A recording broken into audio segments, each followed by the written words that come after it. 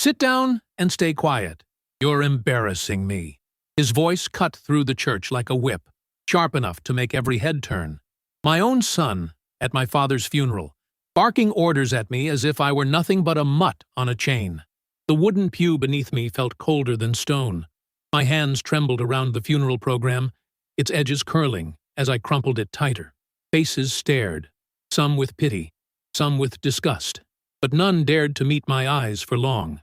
He leaned close, his cologne thick, his whisper louder than any shout. "Just act like a dog. That's what you are." His lips curled into a smirk, polished shoes tapping against the floor like a drumbeat of authority. I wanted to vanish into the wood of that pew, sink into the floor, disappear before anyone could see me humiliated like this. My throat burned, words trapped behind shame. It was my father being buried, yet I felt like the one lowered into the ground. Before I go any further, let me say this. Families can hide the ugliest truths. If you've ever seen cruelty where love should be, you'll want to hear this. Don't miss what comes next. Subscribe right now, because injustice like this can strike in any home. I sat still, like he ordered, though every fiber in me screamed to stand up. My knuckles whitened against the folded program. The paper creaked, groaned like it shared my pain. I wanted to cry. Instead, I swallowed it. Guests shifted uncomfortably. A cousin glanced my way, then quickly looked at the floor. My son straightened his expensive suit, the cufflinks catching light like small daggers. He thrived on their silence. I remembered the nights I'd worked double shifts to pay for those very cufflinks, to buy him the shoes now polished brighter than the marble altar, to fund the arrogance that now dressed itself as superiority. His wife, sitting at his side, raised her chin and smirked. She tugged at her pearl necklace, a silent gesture that told me she shared his disdain.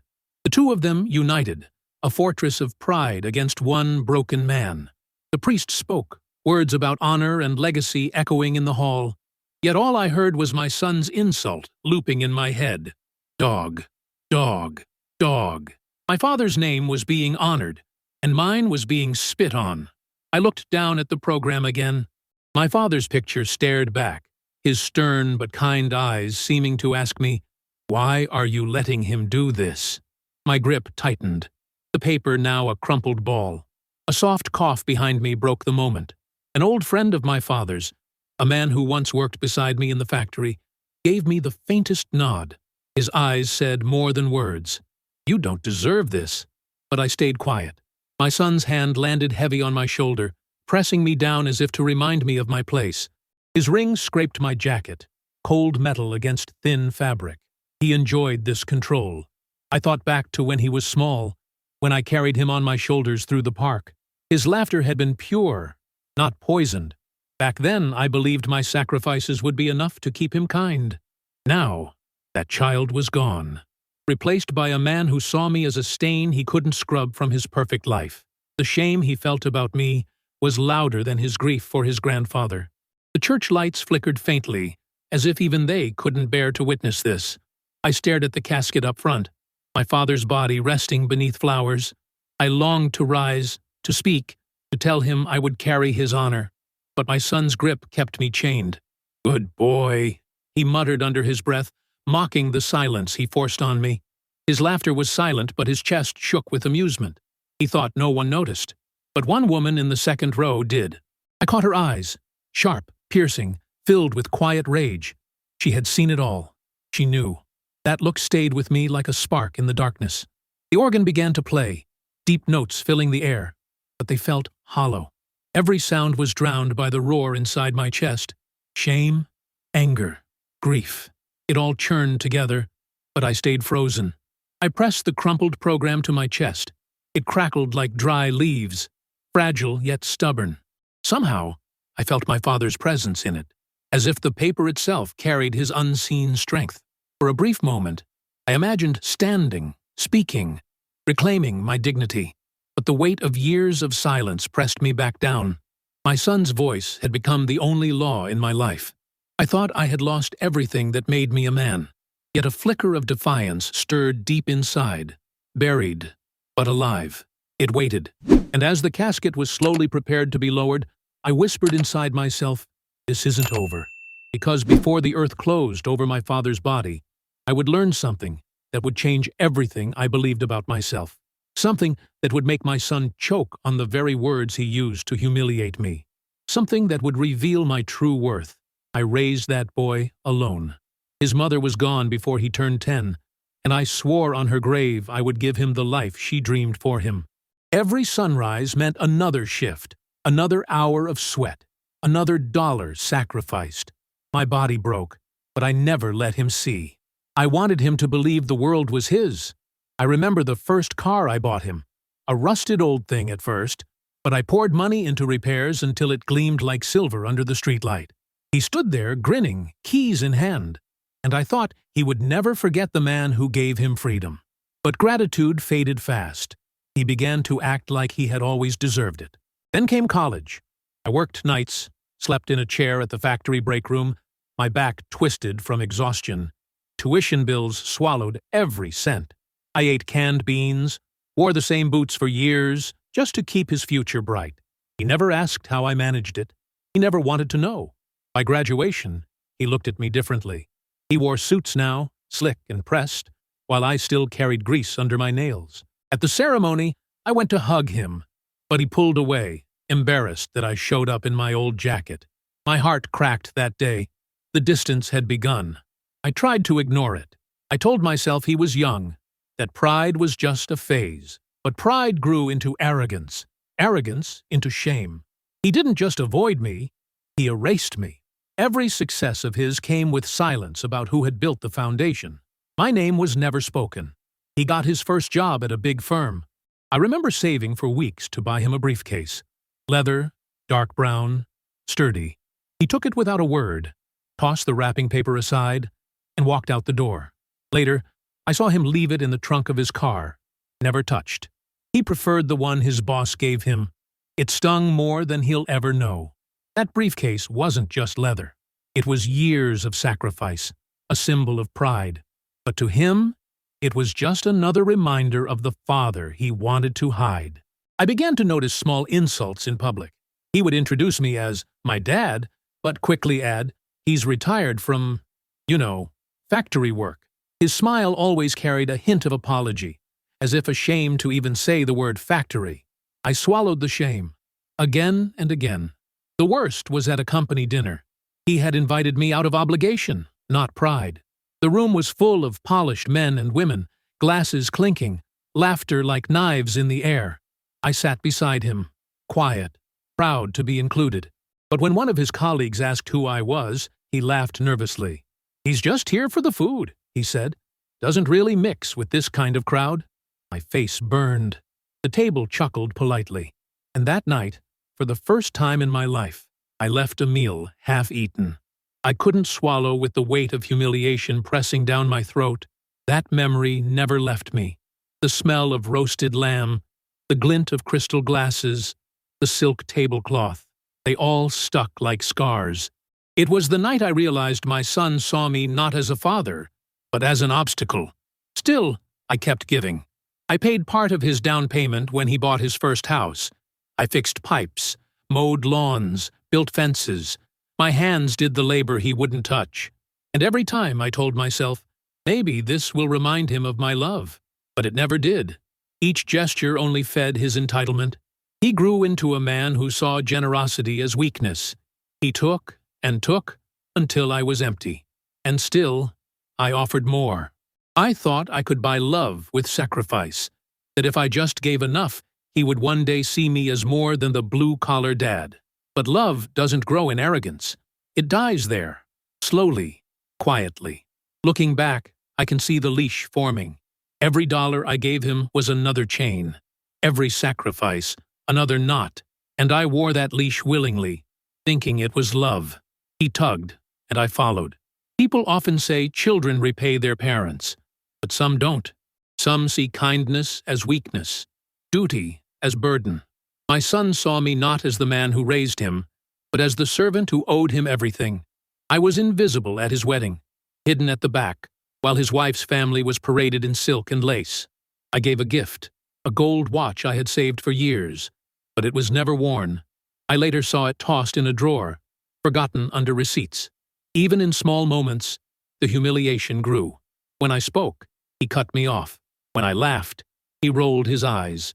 When I offered advice, he dismissed it with a smirk. My presence became a stain he scrubbed away with silence. And yet, I stayed loyal. I kept showing up. Birthdays, anniversaries, holidays. Always there, always ignored. I told myself, one day he'll see me. One day he'll understand. But that day never came. Instead, each year carved deeper wounds. His success grew.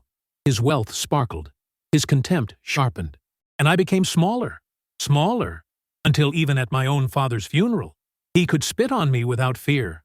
I thought I knew the depths of his cruelty. I thought humiliation had reached its peak at that company dinner. But I was wrong. Because what he did at my father's funeral cut deeper than every insult, every dismissal, every wound before it. And it was only the beginning. The priest's voice carried through the church, soft words about legacy and family. But my son leaned close again, his breath hot against my ear. "Don't talk," he hissed. "You'll make us look poor." His teeth barely moved, but the venom in his tone was louder than the organ. I froze. My lips had parted, ready to speak my father's name, to honor him one last time. But the command from my own son shut me down. My heart pounded, but I obeyed. I lowered my head, swallowing grief and shame all at once. Beside him, his wife smirked. She adjusted her pearl necklace, the shine catching the dim church light. She leaned back with a smug look, as if she was watching a play where she knew the ending. My humiliation entertained her. I scanned the pews. Family members avoided my eyes, staring at hymn books, shoes, even the stained glass windows, anywhere but at me. They had heard his insult. They had seen my silence. Yet no one spoke. Their silence was agreement. The old pocket watch pressed against my chest, hidden in my jacket. My father had given it to me when I turned 18, the day he told me, "This will remind you, time is the only thing you can't earn back." The metal was cool against my ribs. I clutched it now, unseen. That watch was scratched, its chain dull, its ticking faint. To others, it was worthless. But to me, it carried the weight of a promise, a reminder of my father's belief in me.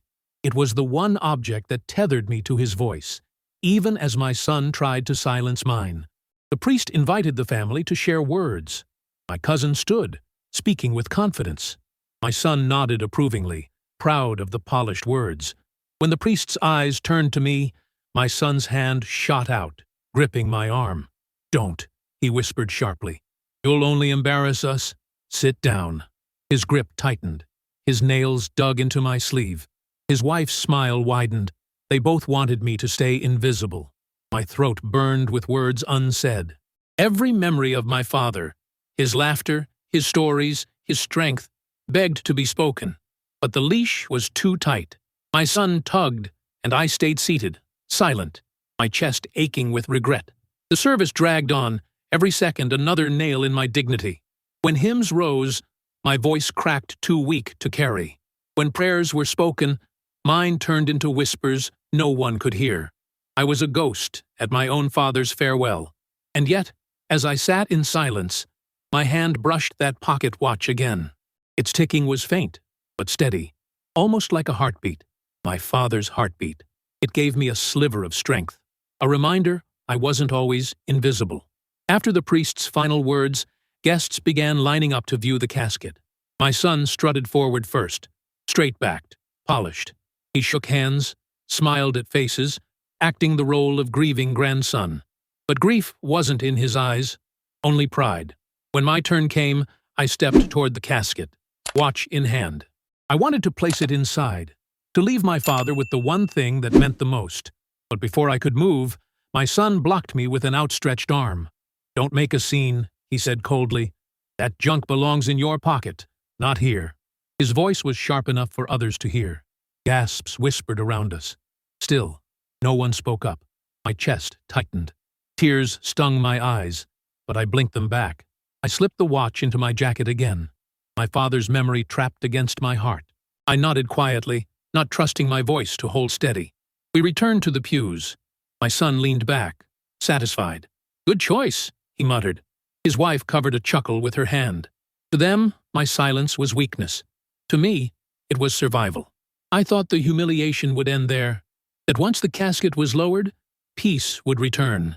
But humiliation has a way of stretching, lingering, growing sharper when delivered by the hands of your own child.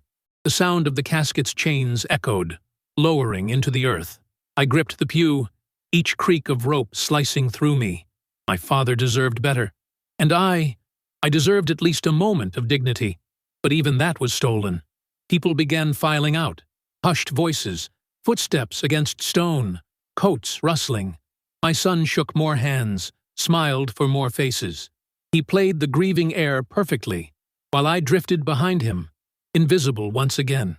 I watched him laughing softly with a relative by the door. The sound cut deeper than any insult. How could he laugh at a funeral? How could he laugh while keeping me chained? My fingers brushed the pocket watch again.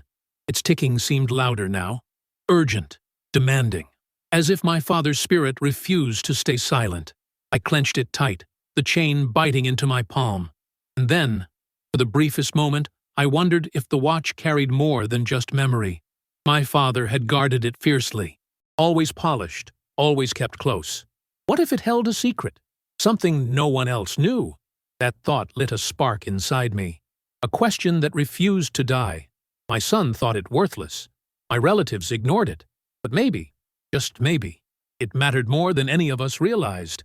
As we stepped into the cold air outside, the lawyer's black car rolled up, tires crunching on gravel. A leather briefcase glinted in his hand. Whispers rippled through the crowd. Everyone knew what came next. Inheritance. Property. Money.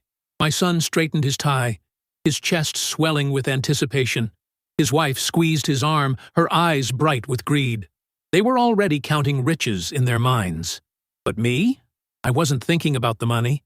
I was thinking about the pocket watch pressed against my chest, and the way it ticked louder as the lawyer walked closer. I thought it was worthless, a relic of the past. But soon, I would discover that watch carried a weight far heavier than time. And the reading of the will would change everything. The church hall was heavy with whispers, the air thick with tension. Plates of food sat untouched on long tables, steam fading into silence. People gathered in clusters, eyes darting toward the door. Everyone waited. No one admitted it, but they were all here for the will. My son stood tall near the center of the room, smoothing the lapels of his suit like he was preparing for a stage performance. His wife clung to his arm, pearls glinting under the dim chandeliers. They wore grief like costumes, their true expressions shining through. Hunger, anticipation, greed. I lingered near the back, my jacket still holding the pocket watch against my heart. The chain pressed against my ribs each time I breathed. My hand itched to hold it, but I kept it hidden, not yet ready to show anyone what I carried. The doors opened, and silence fell. A man in a dark suit entered, briefcase in hand. His shoes clicked against the polished floor, each step ringing like a hammer strike. The attorney, the one who carried the weight of my father's final words. Every head turned. My son straightened, his smile stretched tight, ready to greet the man who held the keys to his imagined fortune. Relatives moved closer, circling like wolves, scenting prey.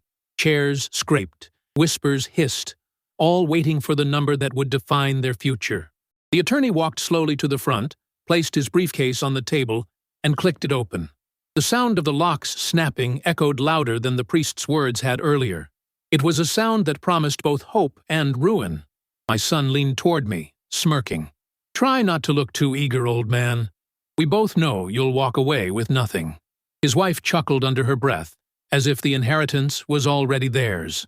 I stayed silent, gripping the watch until the chain bit my skin. The lawyer cleared his throat. The estate of Mr. Edward Hayes is substantial. Larger, in fact, than anyone had previously estimated. Gasps rippled through the room. Even the chandeliers seemed to flicker at the announcement. People leaned forward, eyes wide, lips parted in disbelief. Some exchanged hurried whispers. Others froze completely, waiting for the number that would set their world ablaze. My son's smile grew, teeth glinting under the light. He was already dreaming of mansions and cars. The lawyer adjusted his glasses, voice steady, deliberate. This will not be a short reading. There are many provisions, many conditions. But first, let me make clear. The fortune is not small. It will change lives. Aunt Linda clutched her rosary, murmuring under her breath. My nephew, barely in his 20s, rubbed his palms together like a gambler before a dice throw. My son straightened his tie again, puffing his chest with pride. He believed the world was about to be handed to him. I felt my stomach twist, not with hunger for riches, but with dread. I remembered my father's stern lectures, his warnings about greed. He had always said, "Wealth reveals the truth in people, not love." Tonight, I feared, his words would prove right. The attorney shuffled papers, pages thick with legal words. His eyes scanned, his hand steady. Each second dragged like an eternity. My son's foot tapped impatiently against the floor, a nervous rhythm masked by arrogance. Then the lawyer spoke again.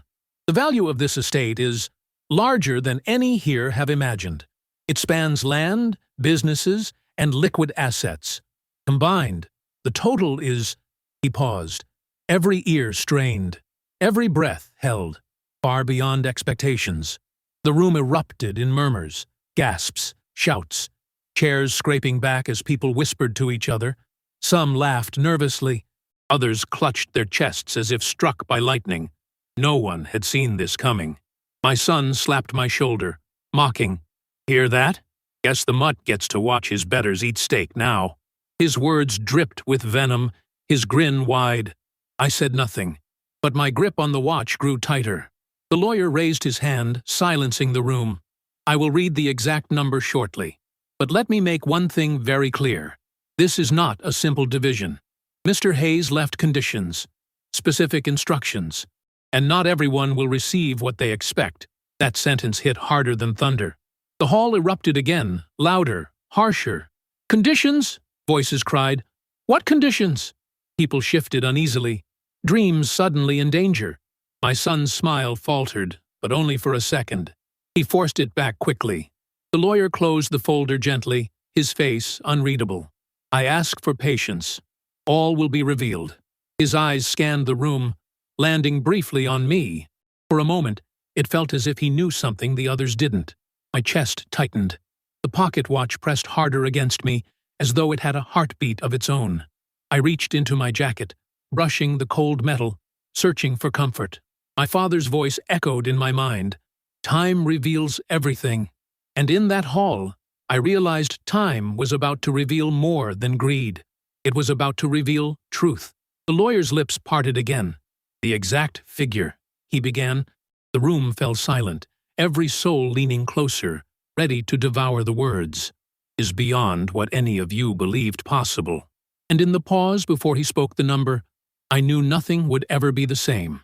The air froze as the lawyer adjusted his glasses, his voice cutting through the heavy silence. "The total value of the estate," he said, "is $140 million. The number echoed, bouncing off the walls, hitting every heart like a hammer. Gasps tore through the hall. Some people clutched their mouths, others grabbed the arms of their chairs. The chandeliers above trembled slightly, as if even the building was shocked by the words. The number was too big, too unreal. My son's eyes widened at first, then narrowed with hunger. A smile stretched across his face, slow and sharp, like a predator smelling blood. His wife squeezed his arm, her nails digging into the fabric of his suit. They looked at each other and saw everything they ever wanted. "Unbelievable," someone whispered. "That much?" Another muttered prayers under their breath, fingers trembling. The whispers spread like fire, lighting up every corner of the hall. 140 million. The figure consumed them all. I sat still, my breath caught in my throat, my hands clenched around the edge of the chair. That number didn't just shake the room, it crushed it. My father, a man of plain clothes and quiet habits, had been holding a secret greater than any of us knew. My son leaned toward me, grinning with cruel delight. "You hear that, old man? Guess the dog might get scraps after all." His words cut deeper than the figure itself. He laughed softly, mocking, patting my shoulder like I was his pet. His wife joined in. "Don't worry," she said sweetly. venom behind every word. We'll make sure you're taken care of. Maybe buy you a new leash. Their laughter echoed, filling the cracks of my silence. I lowered my eyes, gripping the pocket watch hidden in my jacket. Its chain dug into my palm, the metal pressing harder as if it could anchor me. I heard my father's voice again. Worth is never measured in money. Worth is in loyalty. But in that moment, loyalty meant nothing. All that mattered to the wolves around me was the number. 140 million. Their faces shone with greed, their eyes darting with calculations.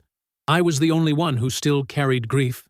The lawyer waited for the noise to settle, his presence commanding. Slowly, the murmurs died, though the hunger in the air remained thick. He looked over the papers, calm, controlled, as if the number hadn't shaken him at all. Mr. Hayes, he said firmly, left specific conditions in his will. The division of this estate will not be simple. It is not equal. Each of you will receive according to his instructions. That sentence silenced the last whisper. Heads turned sharply. Mouths tightened. Hope and fear mingled in the air. Not equal. Not simple. The fortune was no longer a guarantee for all. My son raised his chin, smug confidence pouring out of him. Obviously, the majority belongs to me, he said under his breath, but loud enough for those nearby to hear.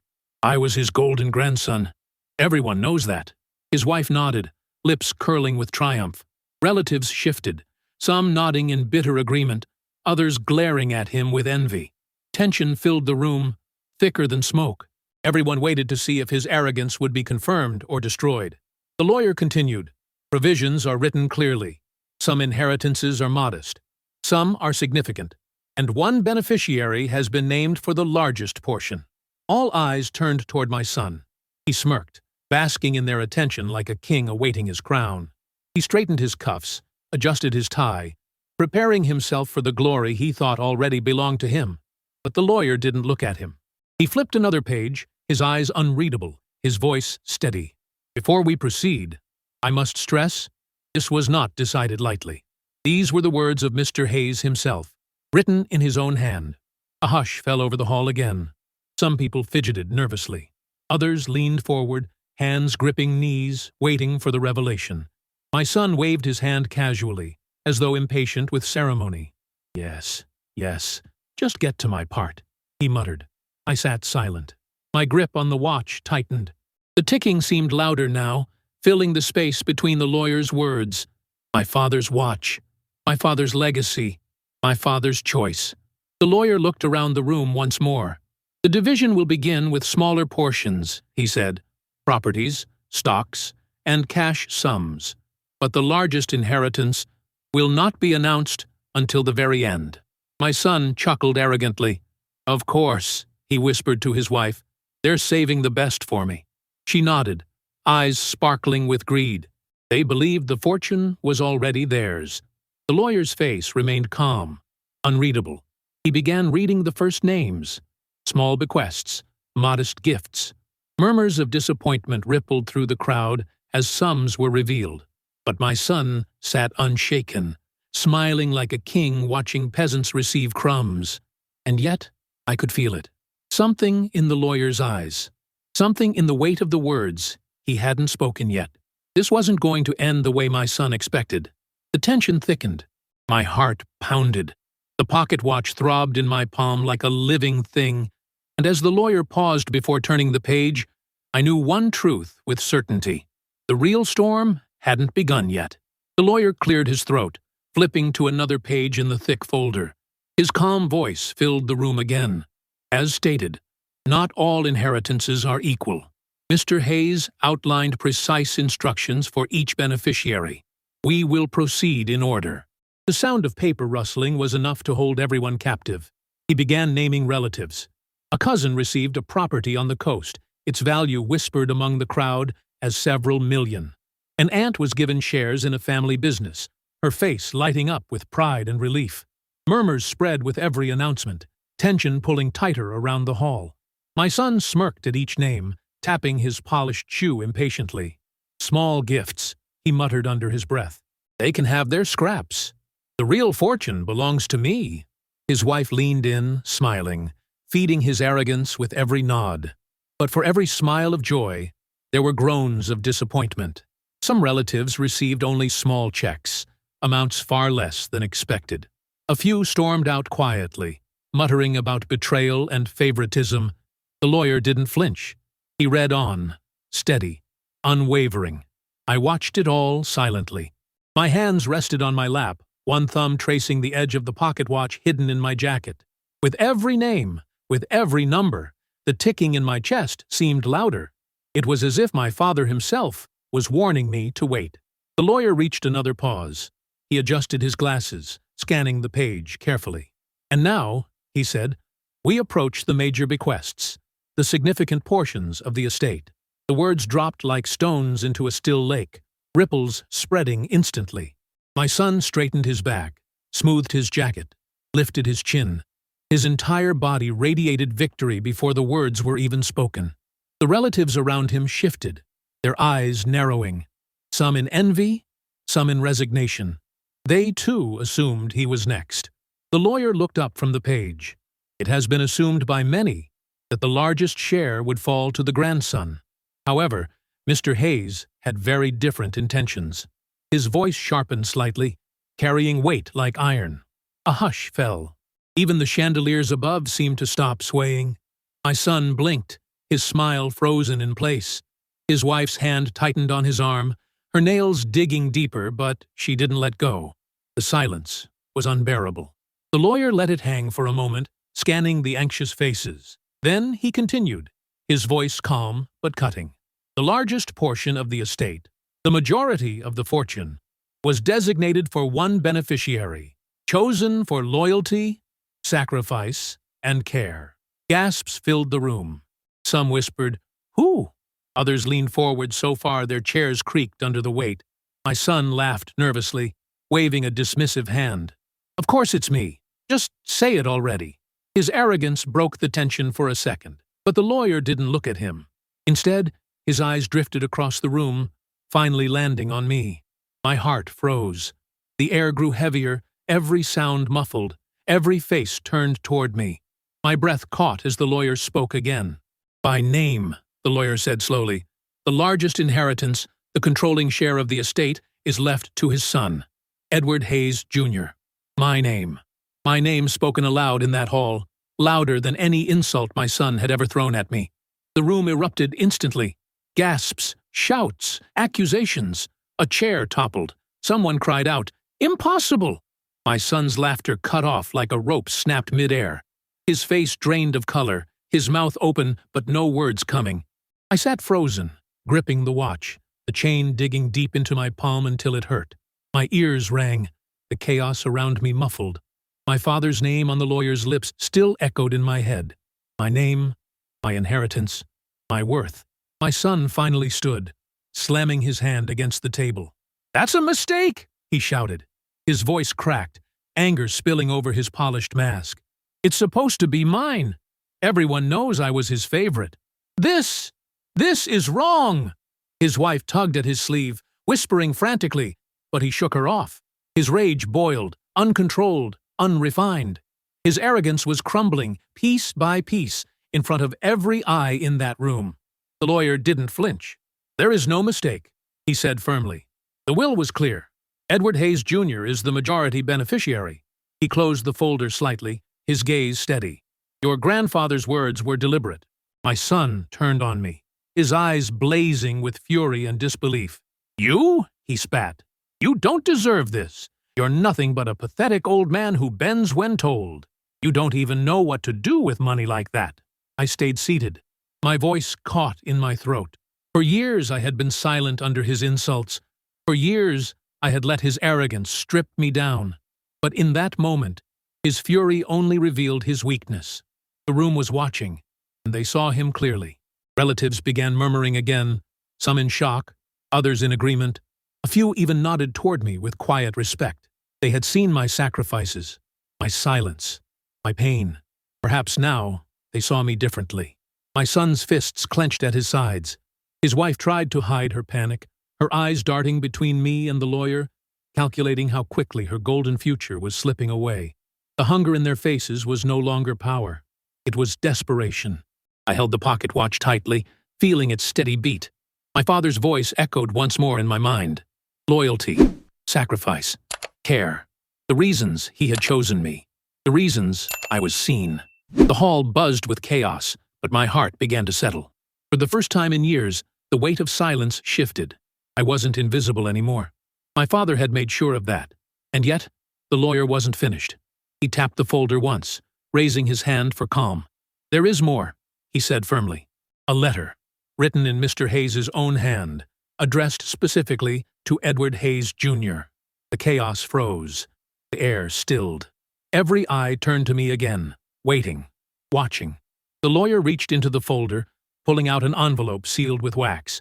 The red seal caught the light, glowing like fire in the silence. And as he held it up for all to see, my son's fury twisted into something darker. Because this letter was about to expose more than inheritance. It was about to reveal truth. The lawyer's hand held the sealed envelope high, and the entire hall leaned forward, as though pulled by invisible strings. The red wax shimmered, unbroken, carrying the weight of my father's final words. My chest tightened. My name was written on the front. Gasps whispered through the room. Some people clutched their coats. Others exchanged nervous looks. Everyone knew. This was more than money. This was judgment, written by the man who had built the fortune they all craved. My son couldn't bear it. He lunged forward, pointing at the envelope. That's a forgery. He would never write to him. His voice cracked, desperate. His polished mask was gone, revealing the fear beneath his arrogance. The lawyer's eyes sharpened. This is Mr. Hayes's handwriting, witnessed and notarized. His tone carried iron. He placed the envelope carefully on the table, as though it were a crown. And it will be read, in full, before you all. The hall erupted. Shouts rose from every corner. Some demanded silence. Others cursed, accusing favoritism, betrayal, lies. The chandeliers trembled as the noise echoed like thunder through the wooden beams. My son stood in the storm, his rage boiling. He slammed his hand on the table again. He doesn't deserve it. He's done nothing but live like a stray dog. I carry this family's name. Me! Spit flew from his lips. His face twisted with fury. His wife shrank beside him, her eyes darting nervously. I stayed seated, the pocket watch pressed tight in my palm. Its ticking seemed louder than the chaos, grounding me, reminding me that silence had been my strength for years. But now, silence was no longer enough. The lawyer raised his voice above the clamor. Edward Hayes, Jr. is the chosen heir, the majority beneficiary. His words cut through the room like a blade, not because of wealth, not because of appearances, but because of loyalty, sacrifice, and care. The room stilled, but only for a moment. My son roared, fists shaking. This is corruption. I'll contest it. I'll drag this into court, and you'll all see this is a lie. His voice carried desperation, not conviction.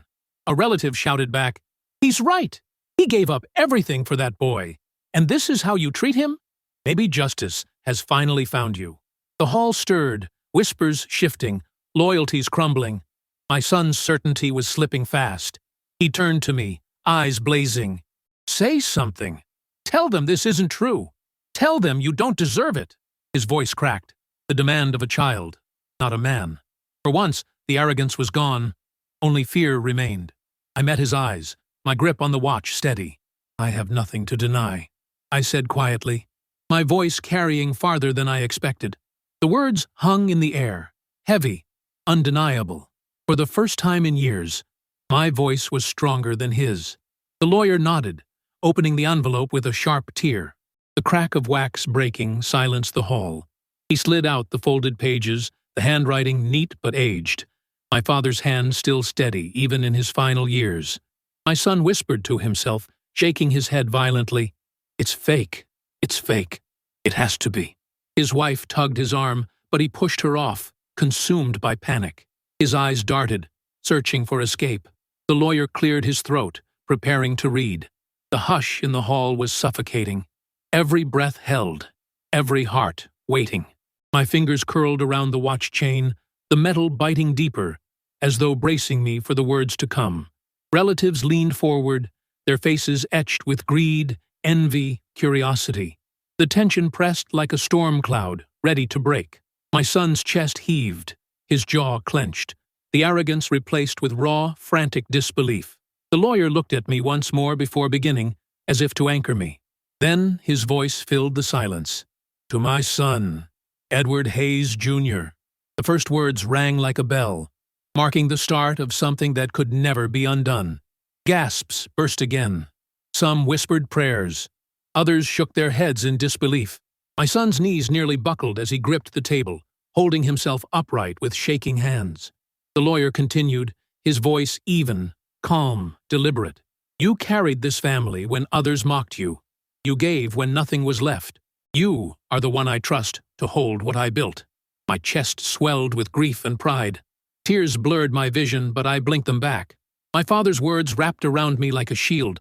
For years, I had been invisible. Now, I was seen.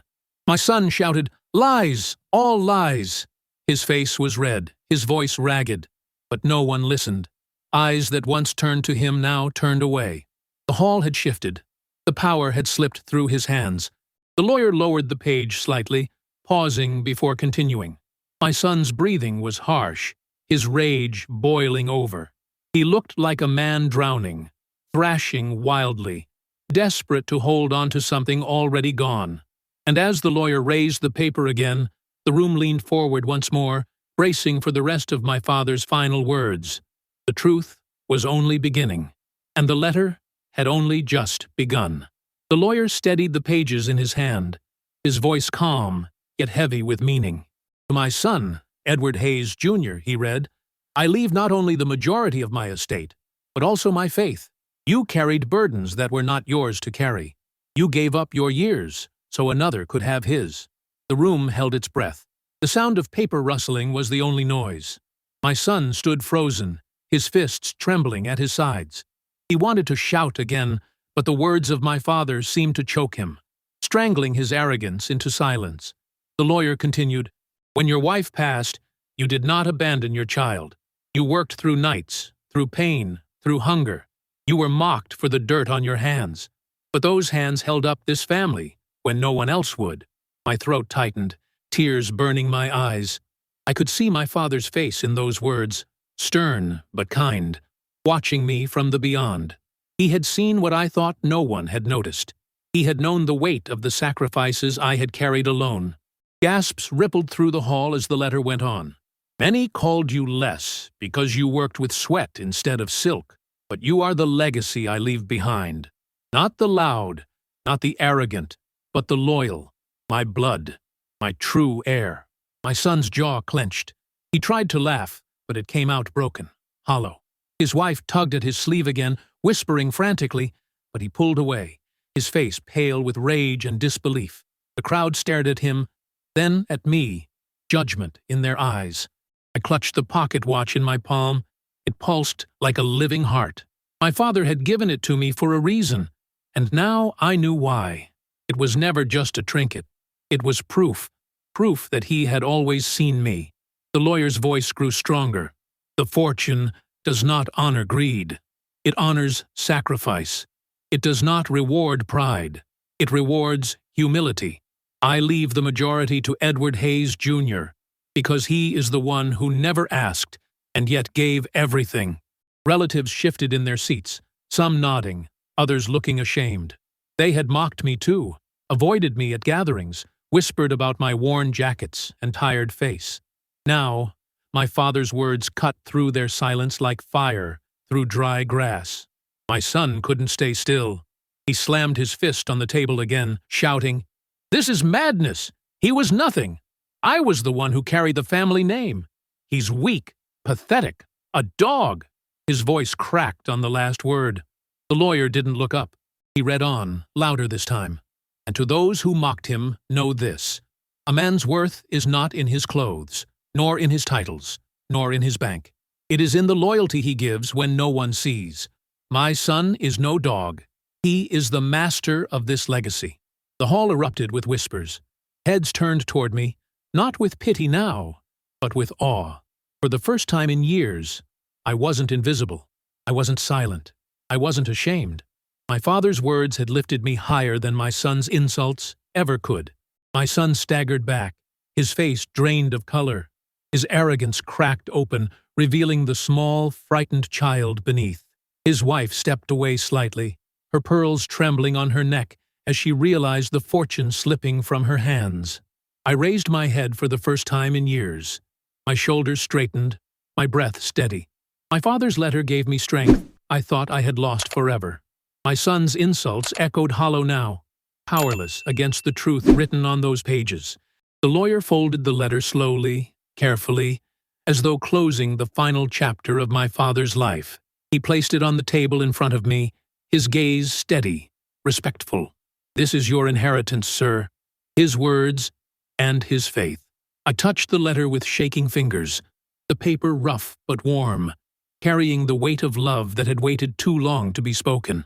My son stared at it with pure hatred, his lips trembling, his fists clenched so tight his knuckles whitened. The silence in the hall was thick. Everyone waited for what would come next. No one breathed too loudly. The air itself seemed to lean closer, hanging on the moment like a thread ready to snap. I closed my eyes for a brief second, hearing my father's voice whisper one last time, "You are my legacy." When I opened them again, I no longer saw myself as small. I no longer bowed to shame. My son hissed through his teeth, his voice shaking. "You think this is over?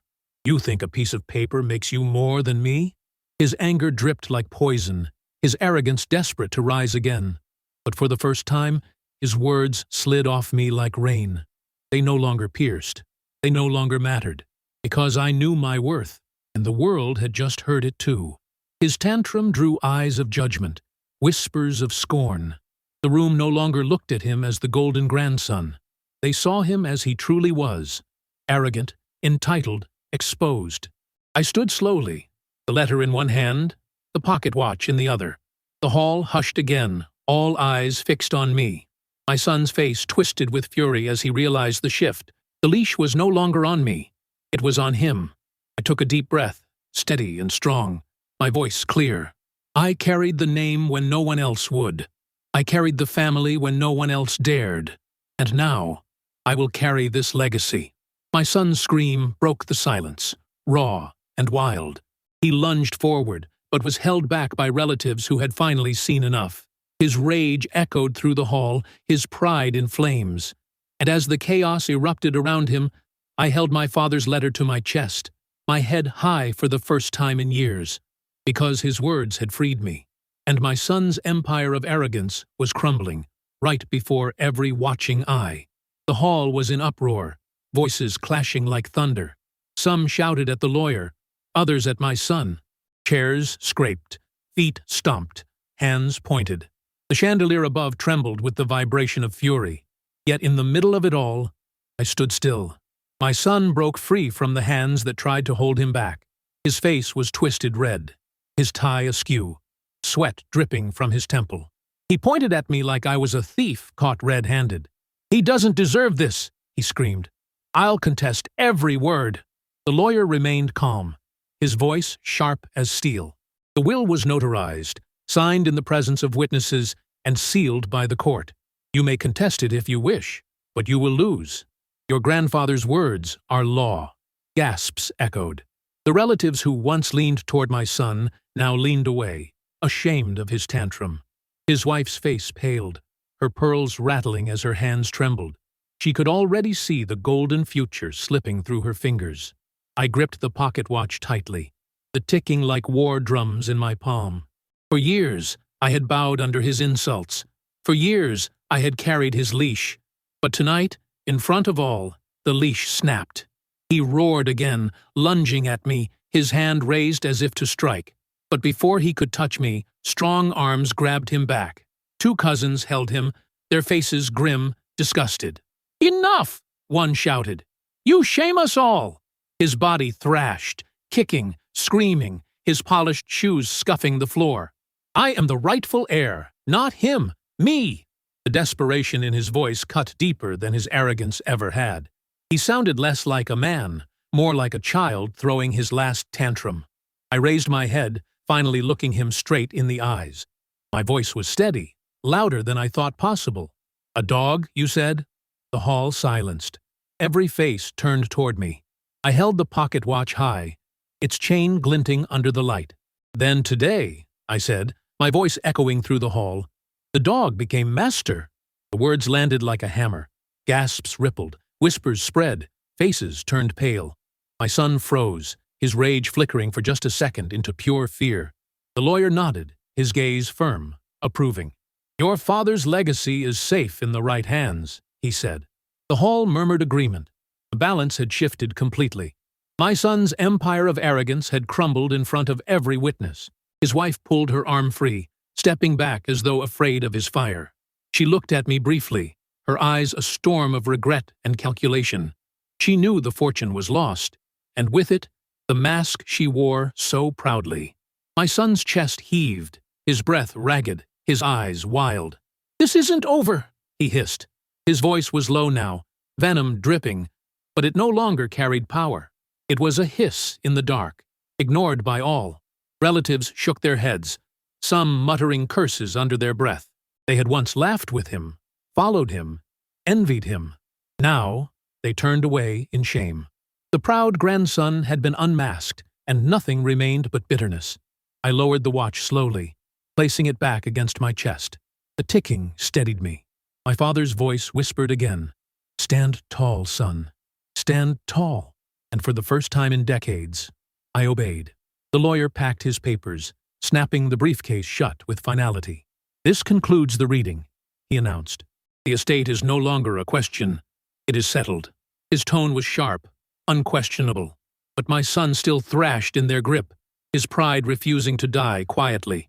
"I'll destroy you," he spat at me. His voice cracked, desperate, empty. No one moved to support him. No one offered comfort.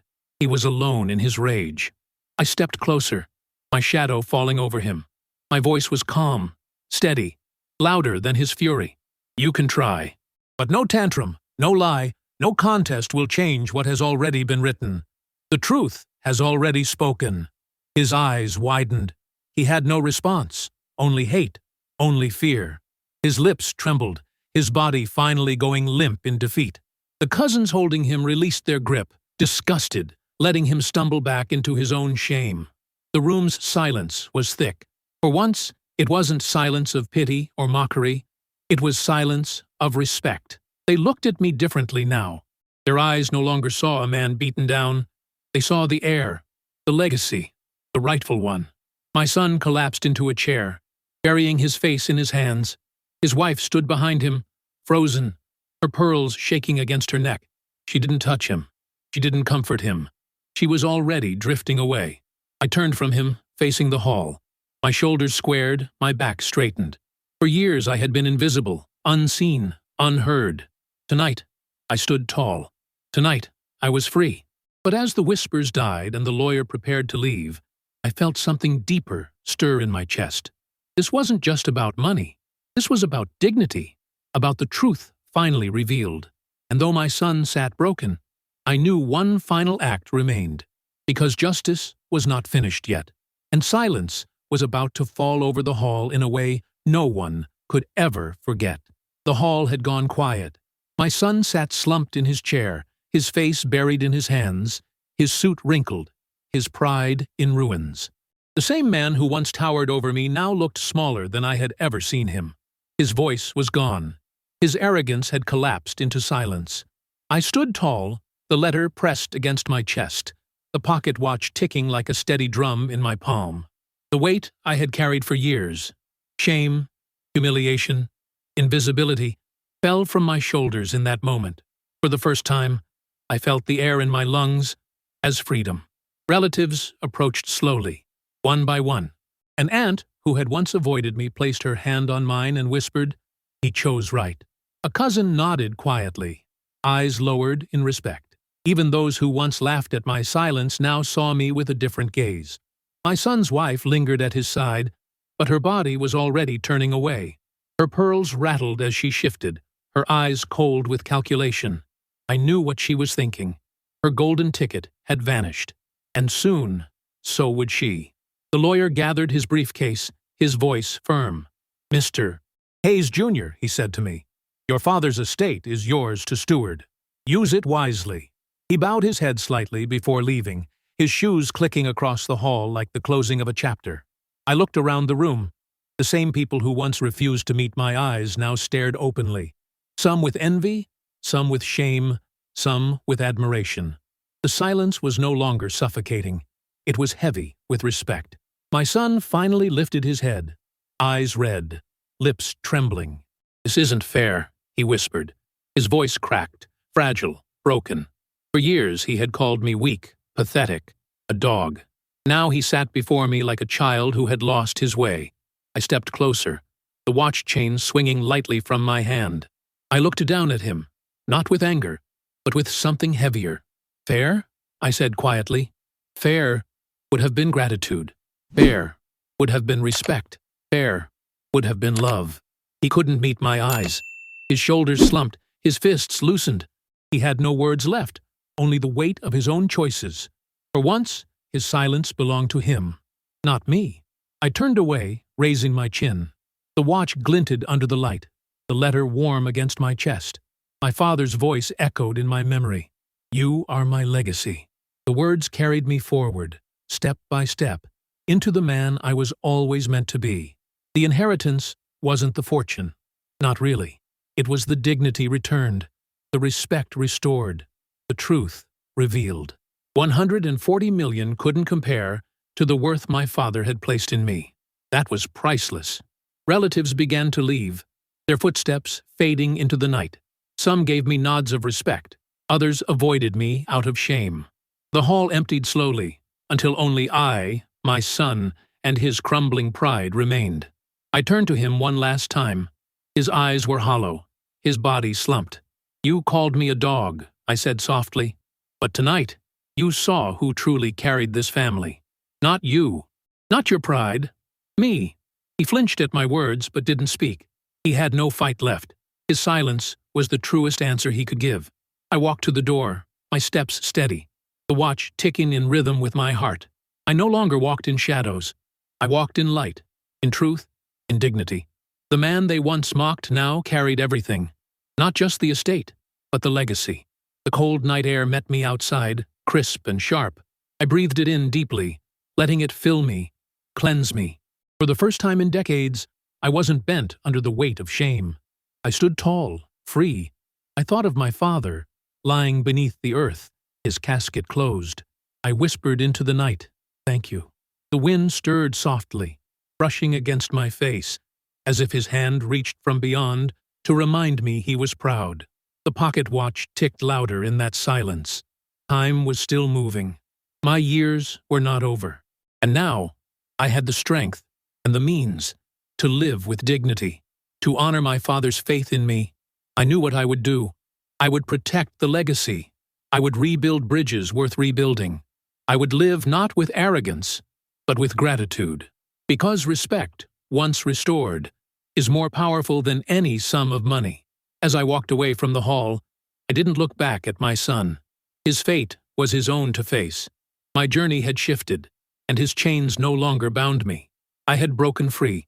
The night was quiet, stars burning bright above me. I held the watch close, its ticking steady, its chain cool against my skin. It was no longer just an object. It was my anchor, my proof, my inheritance beyond wealth. I smiled faintly, lifting my head toward the sky. My father's voice lingered one last time in my heart. Respect is priceless. And sometimes, the quiet ones hold the greatest value. And I finally believed it. What about you? If you stood where I stood, if you carried the scars I carried, would you forgive or would you fight back? Tell me in the comments below, and share this with someone who needs to hear that respect, above all, is worth more than gold.